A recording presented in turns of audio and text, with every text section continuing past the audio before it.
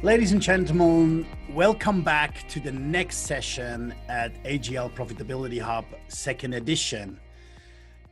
Today, I'm extremely excited to have this conversation with one of the big names in the industry, and this session is called The Elephants in the Zoom. Unfortunately, only one elephant rocked up, but we're still very happy to have him and have a conversation with him how to navigate through these challenging periods of COVID-19. So please join me in welcoming Henrik Kjellberg, the CEO at Awaze, former Wyndham Vacation Rental Europe. Hi, Henrik. How are you? Hey, Simon. I'm very well, thank you, and thanks for having me. Excellent. We're so happy you said yes to participate and share some of your amazing know-how with us, and also during these challenging periods. Why don't you make a quick introduction to the people about yourself? What have you done? Where are you from? And what you're currently doing at Awaze, and give a bit of spectrum about Awaze as a total. Sure. So I'm Henrik Kjellberg. I'm originally from Sweden. I live in London as of a few years back. I have been in the travel industry since, I think, 1999 was my first encounter managing an online travel agency in Sweden called Mr. Jet. And then I've had the pleasure of working all throughout Europe, Asia, and the US. And as of September 2018, I've been managing Awaze, which is the largest managed vacation rental group and parks groups in the world, formerly known as Wyndham Vacation Rentals Europe. And our brands include household names such as Host Seasons, Cottages.com, James Villa Holidays, Landau Green Parks, Novasol, Finca Yorca, Ardenatap, and the list goes on. Wow. So very diverse portfolio and very interesting to navigate in this period. So it seems you have a lot of different brands across and different type of products. Can you just allude to the audience a little bit on you know, what was your top priority? What are the difference between the different brands in terms of when things have started to change in a lockdown? You had from parks to vacation rental to tour operator businesses like James Villas. Where were you setting your priorities, and how did you navigate, and how did you differentiate between the different brands? You mean with regards to the COVID crisis? Yeah. Well, I mean, the first stop, I think, for any business, regardless of industry, has been, you know, how do we save the company? And saving the company is about, you know, making sure you know where you have cash and protecting, you know, the cash, and then of course making sure the staff are safe, making sure, you know, the guests are safe and the owners are safe. All of those actions, you know, protecting cash, protecting owners, guests, and staff is really about protecting the company, making sure that when the crisis hit, that we put ourselves in as favorable a position as possible to make it through. So we didn't really differentiate between the different brands. So I'm very fortunate to have an extremely talented leadership team, and you know, the marching orders were like, let's make sure we take care of those priorities as number one. And you basically sort of crisis management is a lot of actions happening very quickly, but those were the key priorities that we put in place. How did you manage communication across such a large leadership team that you alluded to in different locations as well? How did you set up special measures for crisis management or communication internally, or how did you master that? One of the weird things was we didn't really set, we were blessed to, I mean, we're on Zoom right now, so we had Zoom, and then we introduced Teams, Microsoft Teams as well to the team. So technology was a big enabler here. I'm very proud that we managed to empty all of our contact centers and send people home, working from home, and had that operational. We were at all times operational.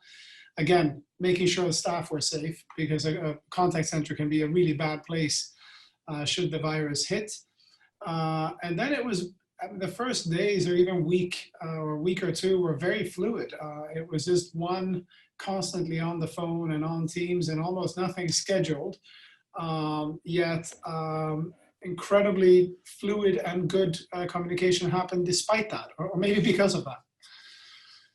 So well, yeah, so we had the Teams meetings, and then of course via email, and then I had the local, my MDs as well, communicating very clearly with their teams, and so kind of delegating some of that down to the individual business units. But a mixture of constantly on, I would be the one summary in terms of how we did it.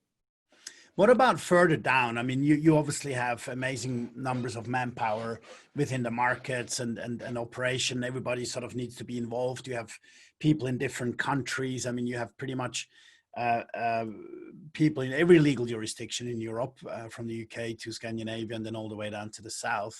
How did that trickle down, that communication? I think one of the biggest challenges managing a business, not even remote, is communication, right? So when we talk to our staff and do surveys and on staff motivation, communication is always one of the highest issues that are being criticized by the management. How did you manage that sort of the last person in a market like in Italy was able to get his information and knew what was the management trying to decide and do? Well, I'm sure, that many of the people who are the most remote from headquarters would say that we could probably have done a better job. It's hard for me to know. It's one of the curses of being the CEO, is that it's very clear in my eyes. It may not have been as clear to all the staff at all times. And part of that was also because we didn't have clear government guidelines. We didn't know, for example, whether or not we were going to have a furlough scheme in the UK. We didn't know initially in Denmark to whom this furlough scheme could be applied. We didn't know in Holland when it was going to come, what the technical application process would look like. And the same was true for Croatia, the same was true for Italy. So in the first days of when the sort of lockdown started to happening post Italy, there was a lot of lack of clarity, I think, even at headquarters, so to speak, because we just didn't know what we could and couldn't do. And we have been, I think, fortunate in Europe that most governments across Europe have had sort of employee retention schemes, which makes it a lot easier, because one of the ways you protect staff is you and protect the company as well, is that you can actually kind of take them off your P&L, yet they get paid at least a proportion of their salary by the government, and that gives you a lot more flexibility from a cost perspective. So yeah, I think we could probably look. I haven't spoken to everybody yet because a lot of our teams are still furloughed, but I think certainly now I think we do a pretty good job with emails and teams and channels set up. The first few weeks, we could probably have done better. Yeah, I mean, that's a challenge in normal life. So, in this situation, obviously people are more respectful as well and trying to grab their information as good as they can. But I have seen in my own experience how quickly you can turn a business into an online business and also online communication. And maybe a last question to that one. Do you think, with your experience and having gone through this, and you're in London, right? So you still have very strict measures in the UK right now. Do you think the workspace is going to change for good when it comes to home office versus large locations and things like that? I mean, you just explained how quickly you were able to decentralize your call centers, you like where people call, which obviously you want to mitigate risks for infections. So you put people home, you had to set up technology so people were able to answer phones from home. And then all of a sudden you have all these office spaces of some of which you probably rent and own. And then you think, hey, how do we come back? Do we come back at 50% and staff stay at home? What's your view on that in general? I think 100% we will work differently forever from now on. It doesn't mean that we will not meet again. I'm convinced we will need a workplace in offices, and I do think that camaraderie is important for any culture you're trying to build. But I think the work from home, which maybe in the past was a little bit like I'm mowing the lawn on a Friday as opposed to doing email. We're really working from home now. People are working probably more and getting more done than in the office. So I think the stigma will be gone, if there ever was a stigma. But I also think it opens up in terms of being more flexible where people can be located. Because, I think the meetings remote didn't really work. But one of the things I learned was it really works when everybody's remote, because everybody has the same access to audio and video. And nobody's being discriminated against. So I do think that's going to be different. And of course, in the short to medium term, there will be restrictions in terms of, until there is a vaccine, of what the office can look like. So I'm not sure we will be able to bring back the contact centers at full capacity. We may have a kind of a rotating scheme of getting people in to get coached, holding the key meetings in the office, but not necessarily everybody in the office, as we need to make sure we have the distancing rules, et cetera, in place. So yeah, I think it's actually one of the silver linings of this crisis is that I think we've really learned how to work remotely. And I think I'm so proud of the team. We had our IT guys, we had to buy 400 laptops in the UK. We were completely desktop based. And I wanted that team out of that contact center. And we got the laptops, they built them really quickly, and we sent people home, and it worked. So that's probably one of the things I'm really proud of the team, because, not to overstate it, but lives were, not just in our workplace, but across any industry, were at risk as long as you had that environment. And knock on wood, during that time, at least we had no incidents. So very happy with the work the team did there.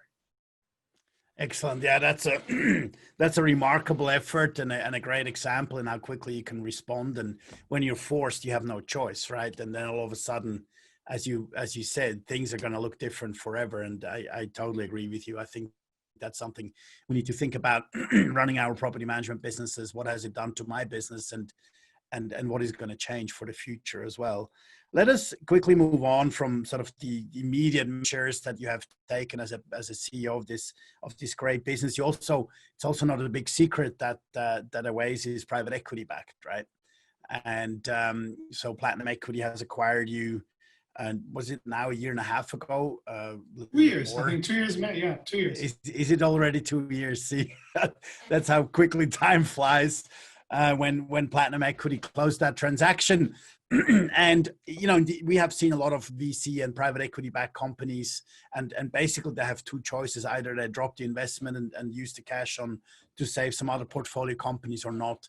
Can you, for you as a CEO, you're between a rock and a hard place, because you're running your team, you're running your leadership team and your operation. And then on the same hand, you have a private equity, trying to save his cash position and make sure they have a run rate. Because, one thing maybe I want to share with you as well, what I have seen for the last, let's say, 10 weeks is how little oxygen this industry has. And for me, who is passionate about vacation rental, have been in it for 15 years, it was devastating to see that some business which were basically based on the back of Airbnb had literally 12 days of oxygen, and they went out of business, right? And that's devastating, especially urban short-term rental, whereas obviously the leisure rental business has different metrics and is a lot older and more sustainable and is seasonal and everything else. But still, it's amazing. So, and VCs needed to think about. We've seen a lot of movements with Hostmaker, with the master lease guys out there. I mean, they probably had the worst time after they've been, celebrated to the top of the world, all the way down to, hey, this is the worst business you can get yourself into, because you're sitting on balance sheets, a lot of debt with master lease commitments. So, and your private equity were they calm? How did they react? What can you sort of explain how this worked to people who have third-party investments? Well, I think, that I don't think anybody was calm. I think you'd have to be living under a rock in any industry to be calm with, GDP declines of double digits and basically the big wheel stopped. The world stopped. The economy, and the only thing, lucky for all of us was the financial markets were reasonably, the stock market went down, but there was no banking crisis on top of it, which is, I think, good. But I don't think anybody operating, had the luxury to be calm. You have to pay attention here. But I think, look, the conversations with the owners, they have been very understanding. I think they see that the segment we operate in, ours is a good business. We had tremendous growth in 2019. We started off 2020 in a great fashion. The underlying health of this business is very, very strong. And I think our owners understand that. The homeowners we work with and the guests we work with as well, also understand that. So we've of course been in touch frequently, which I think happens in any company these days, whether you're public or private equity or VC backed. You need to keep communication going with everybody. And I found them, by basically my conversations with the board have been very supportive, and I think a large factor for that is also, I think the team that I work with, that I have working with me, has done an outstanding job, and people have really been on the ball, and I think that has lent some level of credibility. But I would also say, look, we're not done yet. We have to keep being very, very on the ball for the next couple of months. Right now it feels like some of these peaks are gradually coming down, and there's a genuine optimism in most people to like, oh, it must be over now, because nobody thought we would ever be in lockdown for 8 weeks. But the fact is, you see in Asia, there could be second mini spikes or third spikes, and we have to be attentive to that. So we're certainly not relaxing right now. But by and large, I think the excellent support from the owners, and for that I thank my team. Well, amazing, and that also only speaks for you and your team, Henrik, that obviously your investor has given you full commitment, running through this crisis, obviously, safeguarding cash position. There was obviously, we had some amazing measures in Europe we can rely on in terms of government support, which not everybody had. So that really helped us to manage our operation costs and safeguard those. So as we have seen sort of where we're at today, one thing that I would like to come to as a discussion next is distribution, right? So I guess it's no big secret that especially your UK brand and also your Novasol brand have pretty strong direct distribution, also some of your park business as well. And that we would consider that as a massive strength from the situation that you're currently at. And how does that affect your business going forward in terms of distribution strategy? Is that something that you're going to focus on and expand? Or is that something you say, okay, we're working now very closely with third-party distribution as well to make sure we'll come back as quickly as possible in terms of the OTAs? Where will your focus be? Long term, ideally anybody and any kind of online business would like all of their guests to come not only direct, but via direct type-in, so that there's no Google in between or no nothing, because that is the cheapest way. If you had zero marketing costs, wouldn't that be wonderful? Now, I think sometimes we oversimplify things by talking about third-party versus direct. Third-party can be good and direct can be bad.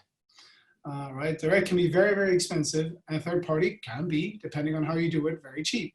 So for us, the long-term strategy is obviously to build an amazing experience for the guests and the owners, such that many of them choose to come to us not only direct, but what I would call organically direct, which is through a cheap channel, just because they've heard of us, or word of mouth, or they type in the name.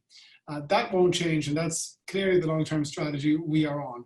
Now, we also have important partnerships that ranges from travel agencies in Germany to the likes of some of the big OTAs to some of the smaller kind of meta players, and that will be portion of the mix going forward as well. At this stage, where we do have good relationships, and we are reviewing those, because one of the things I think we learned here is we also have to make sure that we are set up in a way with all these partners where we can easily deal with an on-off scenario, meaning if there's a second spike or not. And in some cases, what we discovered over the crisis was that the terms and conditions weren't always perfectly aligned. So it works when you're dealing with a small amount of cancellations, which is what we typically have. But obviously we've had an enormous amount of sort of not only cancellations, but sort of rebookings, etc. And that scenario with all the partners wasn't perfectly clear. And so as we turn the engine back on again, that's something that we're reviewing partner by partner, making sure that we're set up for, even in the future, should a second or third spike come again. But in relation to your direct distribution, a lot of the bookings that are within your own ecosystem without a third-party intermediary in between, they are your bookings, right? So you had definitely more flexibility in terms of, hey, can we move the bookings forward? We don't need to cancel them.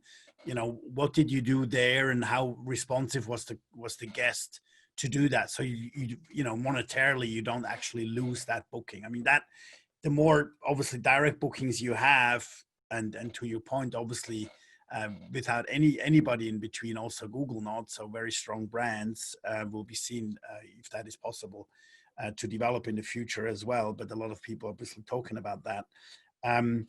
Didn't that help? I mean, you know, that's something that helped you in terms of keeping revenue on the books and actually have direct relationship to the owners because of your stronger direct marketing, direct booking mix than probably a lot of other PMs have right now. Yeah, I think it partially helped. The best help has been where there has been government encouragement, such as in Holland, that, you know, vouchers are a good thing for the industry. So, you know, dealing with that amount of cancellations and rebookings, I mean, it's easier if you have more direct, so that makes it easier. But really, the you know, some of the encouragement from governments, and, you know, depends on the terms and conditions and which country you are, we've had to respond differently, even if we have our own direct bookings on that front. And that's probably been one of the most time-consuming aspects of this, because the you know, I'm not going to go down a rat hole here because it gets so complicated, but basically we've had to adapt during the time when there was a government-induced lockdown. And because those guidelines have been moving the whole time, so they didn't say the next 2-3 months, it's a lockdown. They said 2 weeks, and then they extended it. So we've had to kind of roll the timeline forward, and deal with those on a sequential basis. And that's created a lot of pressure on social media, a lot of pressure on the contact center teams. You know, we have done things legally, we have done things responsibly. We've also, I would say, and this is maybe the Zoom in the room, we've taken I would say a firm line, a responsible line. Also in terms of making sure that, you know, we offer the consumers a completely viable alternative to rebook by using a voucher, etc. And the good news, and maybe we'll come to this, is that, you know, we're absolutely convinced that domestic tourism is going to be a winner for 2020 and probably 2021 and 2022 as well. So where those markets are open, we see incredible interest even today. Excellent. Yeah, absolutely. And that comes out of a lot of conversation that we're having right now, also with PMs on the ground. I was lucky enough to have a PM consultancy last week with somebody in Switzerland, and they're seeing the numbers really increase dramatically just by Swiss guests. And we see that in all markets. I think the challenge will be, and that might be an interesting one. So we probably both agree, and picking that up from you, Henrik, immediately. So UK has been traditionally a very domestic market, and therefore even more so. And once there's more clarity in terms of travel and everything else, and lockdown, I think UK still has the chance to deliver a pretty reasonable year, probably July, August, and further down for a very domestic, high domestic demand if people are allowed to travel. We also see Germany, which traditionally is a reasonably good domestic market. Obviously Denmark, Scandinavia, and France having very strong markets. Switzerland, we definitely see extremely strong demand right now. I've had a friend who tried to book a hotel place in a certain region in Switzerland, was all sold out. Obviously, hotels run at lower capacity than vacation rentals because of social distancing. So I could not agree more and say this is the biggest chance for vacation rental that we've ever had, to make the best out of it, because we are the best alternative for travel. It's no question. Who wants to go on a cruise ship right now? Who wants to go in an airplane and far away from home? You want to go away from where you are, but you want to be at home. So vacation rental is the place to be. So I think we all agree to that. So how does that translate for you? I mean, for you, this is a monster task, right? I mean, you have a lot of inventory in Spain, and let's maybe quickly focus on Spain. So I guess you and I would agree that Spain and Croatia, who are at large, very strong inbound markets, with lower domestic travel. What do you see happening there, or what do you do for the business, for example, in Spain, to circumvent that and put some revenue into this business later this year? Well, I think right now in Spain, as you know, it's illegal to, like, the fase uno, or the phase one, is where, well, some regions are still in phase 0, so we can't do much right now. Where we do see markets opening, however, we are starting to look at can we do more on local PPC bidding? Can we work with some of the, if we have some good third parties that are good in that destination? So it'll be using all the tools, sending emails to encourage people to come back and visit, and maybe giving special vouchers for a destination. We'll have to try a number of things to convince people to sort of go into markets further afield. But local tourism will still be there, and I think that's a very good opportunity which we can tap into.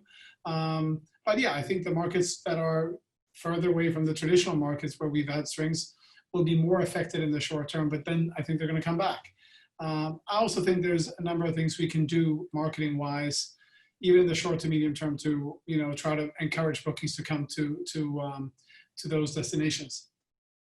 So in terms of operating, I mean, this is where there's a lot of challenges as well. And, you are not operating all your units yourself. You're dealing with third party. And I guess that's a huge issue for the traveler going forward. I mean, this is what we're debating on every webinar, who is inventing the cleaning standards? What are they? How do we implement them? And providing this, this piece of freedom, or this piece of security to the guests going forward, I think is going to be absolutely crucial in our industry. We've seen some numbers from Focusrite analyzing the amount of travelers who rent versus the ones who don't rent. And for the last 2 consecutive years, it stayed at 30%. So we've been not able as an industry to convince more people to rent versus non-rent at 30%. It's grown every year since we started to measure in 2005. Now it's plateaued. If you ask people who do not rent, who use hotels traditionally, the main reason why they don't rent is because of safety issues.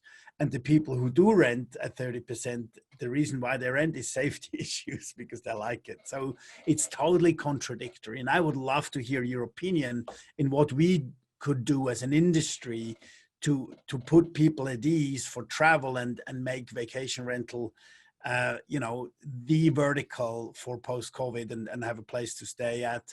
And how do we execute that in terms of cleaning standards? I would love to have your view on this. Well, I think one of the fallacies here is, people want absolutes, right? And what we're talking about here is in relative terms. So we like to have these slogans, it's 2 meters apart, and suddenly people feel safe. Well, it's 1.5 meters in Holland. And that's despite the Dutch being very tall.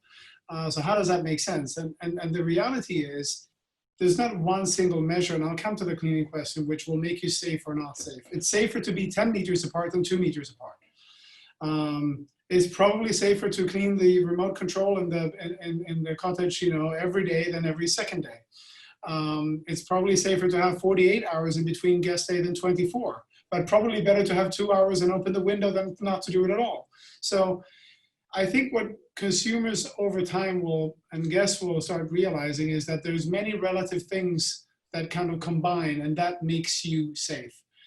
I think we're wanting this kind of gold standard. I mean, cleaning was even before, there was no simple formula for cleaning. It depends on the cleaner, it depends on the mop they're using, it depends on the detergent they use, did they dosage it correctly, etc. Like, that would be extremely hard unless you had an automated robot doing it everywhere.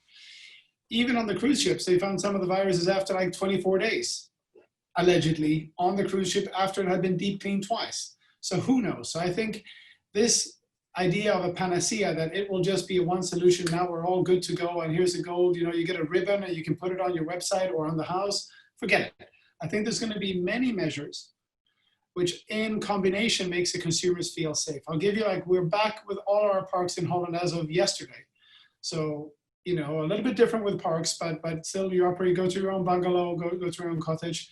And what we've done there is we make sure we take all the payments before consumers arrive. We call them up, make sure we have, for the ones who hadn't paid, they've really paid. We make sure the check-in happens at the car park, so it's now completely contactless. We're looking at, installing more keyless entry so that you don't need, we're very clear with the guidance. We've put up all of these ideas. We've closed the restaurants to be in there, but we hand out picnic baskets. So when you get there as a guest, you feel that Landal is really taking the safety, not in a kind of hospital environment with lots of don'ts, but an encouraging of like spend more time outside. We are kind of making sure the windows are open. We're making sure that, we clean it properly, and that's taken very seriously.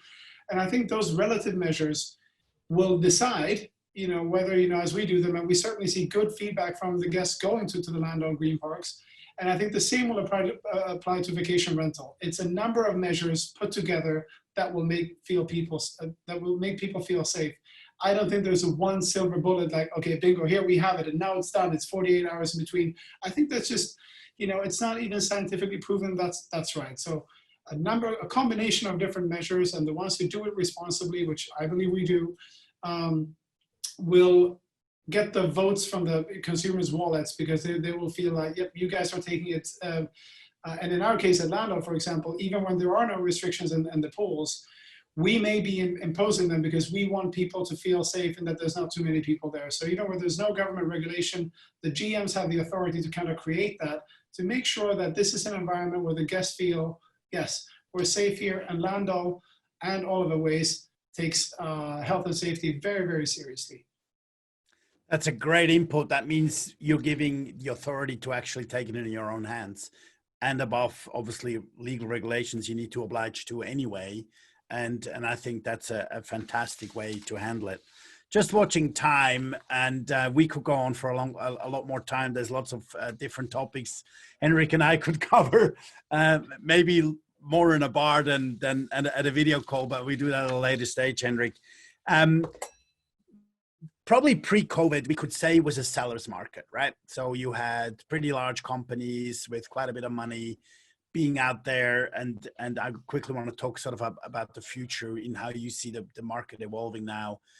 So it was more a seller's market. So people had opportunities, high multiples were paid for, many different businesses, very large businesses, 12.5, 13 was not uncommon, even smaller businesses for 8. There has been, it's been quite amazing, people trying to get a nice exit besides the VC funded businesses. And I don't want to open up that kind of worms, especially in short term. That's a totally different ballgame. But let's talk about leisure property management, vacation rental property management. How do you see that post-COVID? Is that going to flip now? Do you think the larger ones, such as your company, are continuing to get bigger, or is it going to decentralize again? Or can you say that being so big, did that help you going through this crisis, or would you have wished sometimes, hey, I wish I would have not had that much complexity in this crisis? Look, I actually don't. It's going to sound boring, but I think you focus on how do we delight guests, how do we delight owners, how do we make them happy. That should always be, and of course now, and operate in a safe way should always be added as an asterisk. But that's really what decides who ultimately wins and doesn't win over the longer term. I think it's whether it's a seller's or a buyer's market, who knows. I think for us, do we benefit from having multiple markets? Yes, I think that gives us some resiliency. Like right now we're seeing bookings in Holland being very, very strong. Denmark to Denmark, very strong. Germany as of last week, Germany to Germany, very strong. The UK still a bit tentative because the guidelines here are not clear. Yeah. I'm happy that I have more markets because that, gives me a bit more resilience. But yeah, I think generally in travel, what we've seen over the past 30 years is more consolidation. I would assume that this, what happened to hotels, tour operators, will happen also in the vacation rental space because many of the dynamics are the same. But I think less about that. I have, my job is to make sure owners, guests are happy, and staff, and also now, of course, safe. So before we close it, we have nearly, or I have nearly forgotten about it, to talk about one of the most important stakeholders in our industry. You've mentioned a few times are the owners.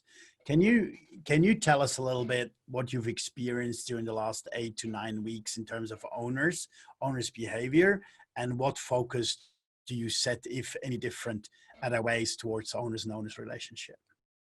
Generally, I would say that our owners have been extremely understanding. I mean, you always have some cases of, I need to be put on, because we had to balance, when we basically put the period off sale for some cases longer than the mandated government lockdown because we were anticipating it to be extended.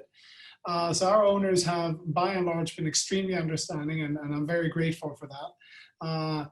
It's been difficult for the owners as well. Maybe this is something they mortgaged recently and they needed to get the income, and they're pushing to do it. And some owners have voluntarily, but very few, withdrawn their houses because they felt personally like they were afraid of having people come to their property. But by and large, I think the owners have acted very responsibly. We've worked in partnership, and yes, we've had some tough conversations, but we've mostly had some very good conversations with owners who have been very understanding.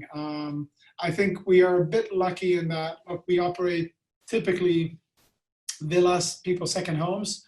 So it's not the primary income. It could be a very important part of their income, but that has helped us a bit. But yes, overall, the conversations have gone well.